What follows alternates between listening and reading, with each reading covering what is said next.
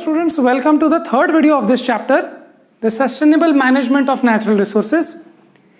ये third video है. इसके पहले वाले जो सेकंड वीडियो है इसमें हमने बात की थी द 5 R's की. Refuse, reduce, reuse, repurpose and recycle. तो ये 5 चीजें हमने देखी थी कि इस ऑर्डर में हमको प्रायोरिटाइज करना चाहिए so that we can manage our natural resources sustainably और पोल्यूशन भी कम से कम हो. इस वीडियो में हम लोग ये बात करने वाले हैं कि ये सब क्यों करना है. Why do we need to manage our resources. Why. बहुत बेसिक क्वेश्चन है.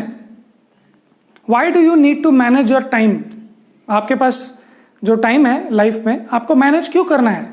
आप पूरा टाइम मतलब खेल ही सकते हो क्या पढ़ाई नहीं करके, या फिर आप पूरा टाइम खा ही सकते हो क्या, या पूरा टाइम टीवी देख सकते हो क्या, पूरा टाइम मोबाइल में रह सकते हो क्या.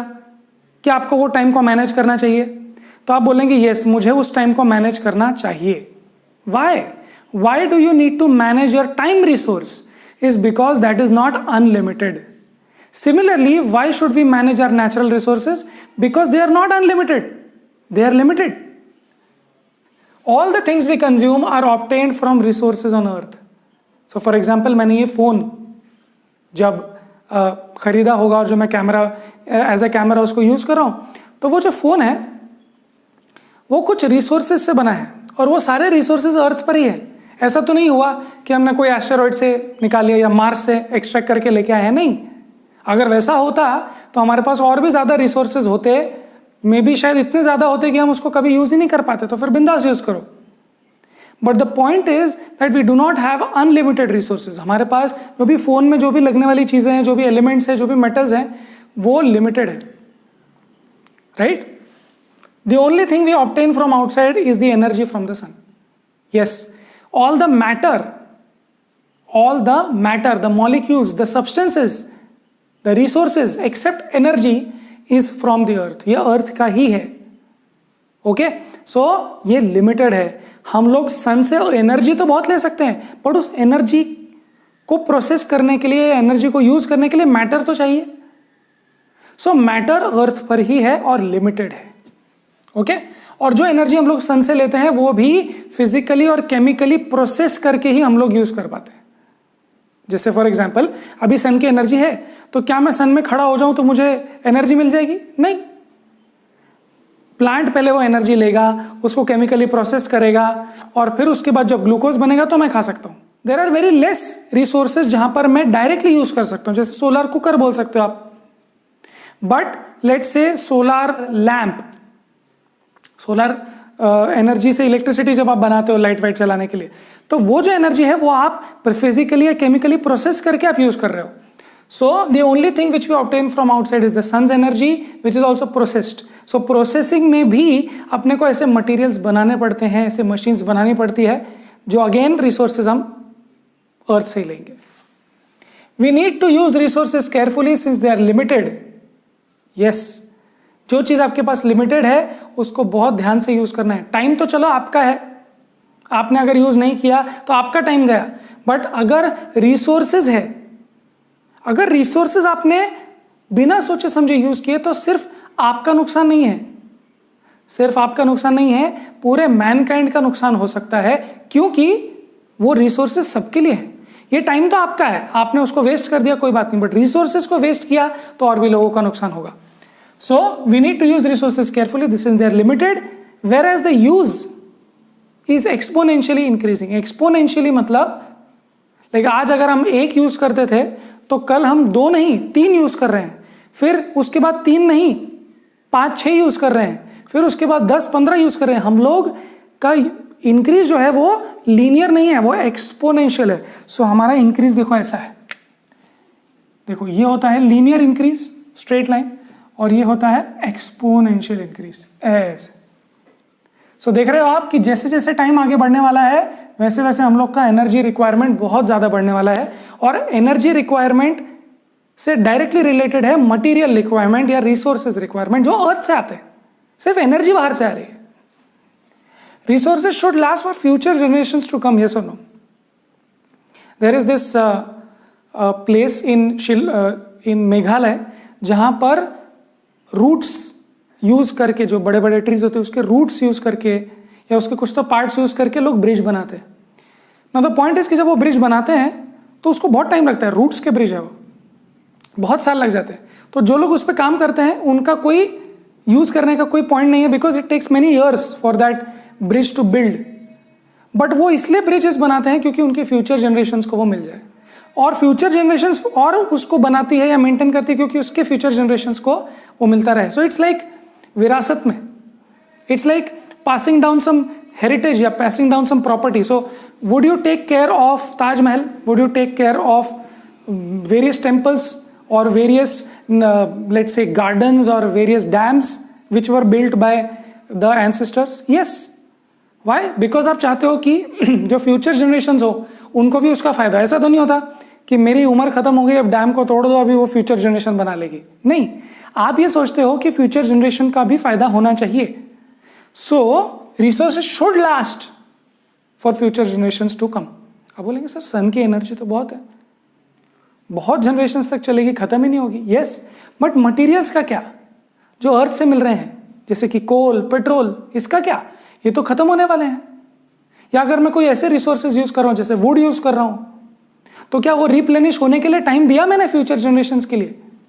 रिप्लेनिश हो सकते हैं, बट आप अगर बहुत फास्ट यूज करोगे तो फ्यूचर जनरेशन्स को वो वुड नहीं मिलेगा, right? Resources also should be equitably distributed. Now you have to use them properly, don't use them जैसे भी आपको चाहिए वैसे आप यूज मत करो उसको, बहुत सस्टेनेबली यूज करो जिससे फ्यूचर जनरेशन्स को मिले, सस्टेनेबल रहे। बट जो आज की जनरेशन्स में भी यूज हो रहा है वो इक्विटेबली डिस्ट्रीब्यूट। फॉर एग्जाम्पल, एक बहुत अच्छा एग्जाम्पल है जो आने वाले वीडियो में भी एक मैं बताने वाला हूं, वो है कुल या कुहल नाम की एक चीज होती है, जहां पर हिमाचल प्रदेश में जो नदियां होती है या जो नदियाँ शुरू होती है, छोटी छोटी स्ट्रीम्स जो शुरू होती है, वो स्ट्रीम्स को कैनाल्स के थ्रू, बेसिकली कैनाल्स ही होते हैं बट वो फिजिकली डग होते हैं, उसको खड्डा करके वो सब वो पाथ्स बनाते हैं और वहाँ से गांव में गलियों गलियों में वो नदियाँ छोटी छोटी स्ट्रीम्स जाती है। अब जब वो स्ट्रीम जाके आगे वाले नीचे वाले, Himachal Pradesh is a mountainous place, सो जब नीचे वाले गाँव में जब वो नदी जाएगी, वही नदी, तो वो फिर उनको भी यूज़ करना है। So what do they basically जब फार्मिंग सीजन होता है, वहाँ तो ठंडी होती है, तो जब समर सीजन होता है तभी फार्मिंग हो पाती। तो जब समर सीजन में वो लोग सोइंग करते हैं, जब एग्रीकल्चर करते हैं, तो जो नीचे वाले गांव होते हैं उनको पहले पानी यूज़ करने का मौका मिलता है, और जो ऊपर वाले गांव होते हैं जहाँ पर वैसे भी पानी आ ही रहा है उनको बाद में यूज़ करना है। सो ये उन लोगों का एक प्लानिंग है, ये उन लोगों का एक लेट्स से एक उनका पैक्ट बन चुका है, उनका एक अंडरस्टैंडिंग बन चुका है जिससे किसी को भी प्रॉब्लम ना हो। So this is equitable distribution, मतलब हर एक को मिला। ऐसा तो नहीं होना चाहिए कि मैं अपस्ट्रीम हूं। सो ऐसा होता है कि अगर सपोज मैं डैम के पास रहता हूं और कैनाल मेरे पास से गुजर रहा है, तो मैं इतना सारा पानी यूज कर लूंगा, मैं राइस उगा लूंगा, मैं शुगर कैन उगा लूंगा, जिससे बहुत सारा पानी मेरे पास है तो मैं पहले यूज कर लूंगा और आगे तक वो पानी पहुंचता ही नहीं बिकॉज मैंने बहुत सारा यूज कर लिया। सो ये इक्विटेबल डिस्ट्रीब्यूशन होना चाहिए। That's the main idea behind using natural resources. See, अगर आपने फ्यूचर जनरेशन्स का तो छोड़ो, आपके अभी के जनरेशन में भी इक्विटेबली डिस्ट्रीब्यूट हो रहा है कि नहीं, वो बेसिक क्वेश्चन है, राइट? आपके पास बहुत खाना है, आप उसको वेस्ट कर देते हो, बट किसी के पास खाना ही नहीं है। So this is not equitable distribution of natural resources. Yes, extraction of resources also causes environmental damage. Now extraction of resources का मतलब, फॉर एग्जाम्पल, अगर आपको पेट्रोल एक्सट्रैक्ट करना है या आपको आयन ओर में से आयन एक्सट्रैक्ट करना है, तो सिर्फ ऐसा नहीं है कि मैंने जमीन में खोद दिया, माइन बना दी और मैंने आयन एक्सट्रैक्ट कर दिया और बस ये आ गया, घर में यूज कर लिया। नहीं, ऐसा नहीं है। वो जमीन में से आपकी चम्मच बनने तक जो आयन की जर्नी है, उसमें बहुत सारे प्रोसेसेस होते हैं जिससे बहुत सारा वेस्ट निकलता है और बहुत सारे और रिसोर्सेज यूज होते हैं, जैसे पानी यूज होता है, जैसे कोल या एनर्जी सोर्स यूज होता है, बहुत सारी चीजें यूज होती है। उसकी वजह से बहुत सारा एनवायरमेंटल डैमेज भी हो सकता है, और जब बहुत सारा एनवायरमेंटल डैमेज हो सकता है तो हमको बहुत ध्यान से उसको यूज करना चाहिए। You have to remember, you have to realise कि ये जो बोर्ड है या ये जो पेन है या जो मेरा चश्मा है, ये सारी चीजें जहां से भी आई है, यहां कुछ ना कुछ एनवायरमेंटल डैमेज हुआ ही है। तो अब क्या करें? तो जो लोग ये चीज़ बना रहे हैं, जो सो एक्सट्रैक्ट कर रहे हैं, जो लोग ट्रांसपोर्ट कर रहे हैं, जो लोग उसको रिफाइन करके आपकी तरफ भेज रहे हैं, वो सब में जब डिस्पोजल ऑफ वेस्ट है वो बहुत केयरफुली करते आना चाहिए। पेंट इंडस्ट्री, लेदर इंडस्ट्री से बहुत ज़्यादा वेस्ट वाटर निकलता है। अगर वो वेस्ट वाटर को वो लोग डाल देंगे नदियों में, तो फिर नीचे जो डाउनस्ट्रीम जो लोग रहते हैं, जो मतलब फ्लो के रास्ते में जब रहते हैं लोग, तो वो पानी को वो ना पी सकते हैं, ना कपड़े धो सकते हैं, ना नहाने के लिए यूज़ कर सकते हैं, ना इवन फार्मिंग के लिए भी यूज़ कर सकते हैं। So it's very important to understand that environmental damage होगा। पानी में आप बोलेंगे मेरे लेदर में पानी का क्या संबंध है? क्रॉप्स में पानी का संबंध समझ में आता है, बट कार बनाने में क्यों चाहिए पानी? पानी तो हर चीज़ के लिए चाहिए, ट्रीज तो हर चीज़ के लिए कटने वाली है। So you have to realise that safe disposal of waste is of utmost importance. तभी हम इक्विटेबली डिस्ट्रीब्यूट कर पाएंगे। बिकॉज मैंने ही अगर नदी खराब कर दी तो आगे आने वाले 300, 400, 1000 किलोमीटर में जब नदी गंदी होगी तो कोई यूज ही नहीं कर पाएगा। सो ड्यूरिंग वैदिक period productive and protective aspects of forest were emphasized. Yes.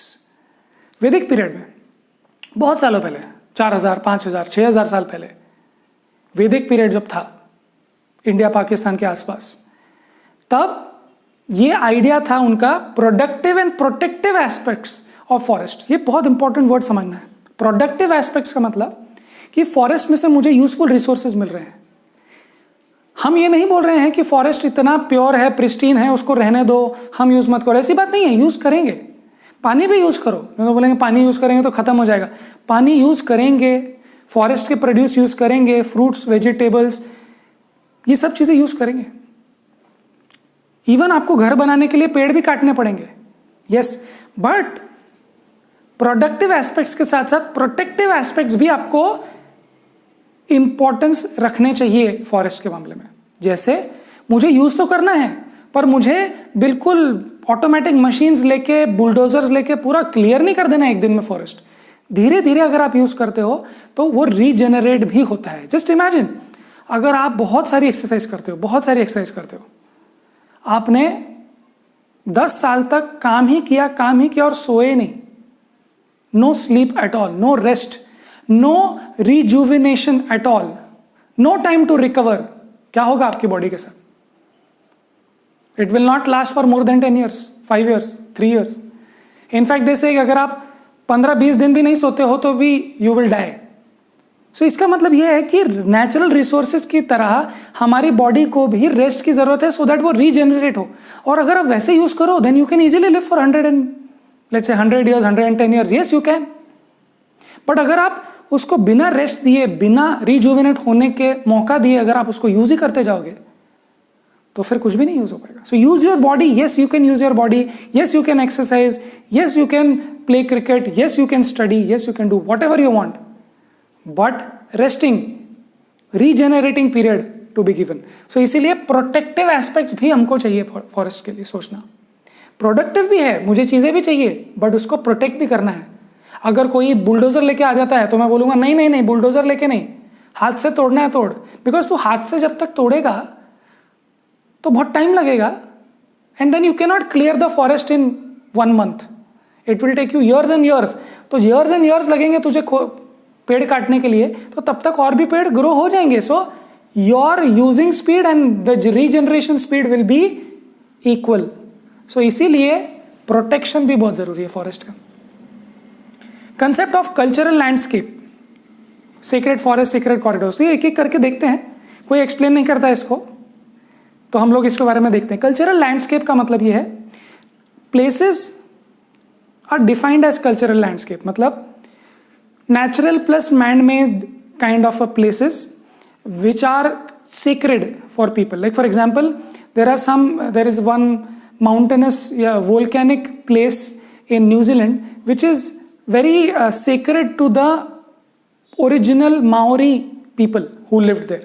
अभी तो वहाँ पर white Europeans का settlement हो चुका है, but original Maori जो लोग थे वो वहाँ पर रहते थे, तो उनके लिए वो बहुत sacred landscape, cultural landscape है उनके लिए. It is defined by the UN.